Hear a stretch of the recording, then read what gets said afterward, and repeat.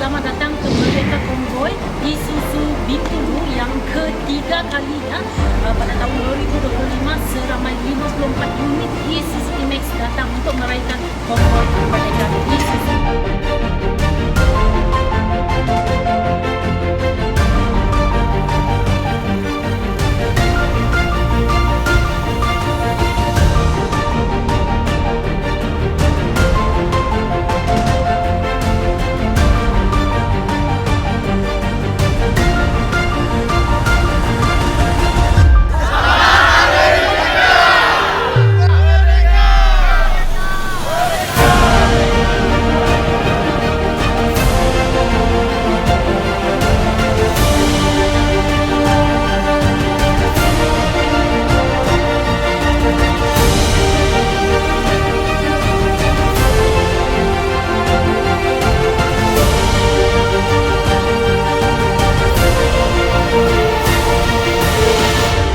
Today, we gather not only to begin our Isuzu Convoy, but also to celebrate our nation Hari Kebangsaan.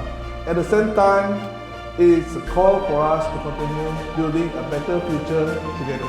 Today, saya tengok our convoy better than last year. May our convoy today be safe and meaningful and as a reflection of unity and progress under the spirit of Malaysia Madani.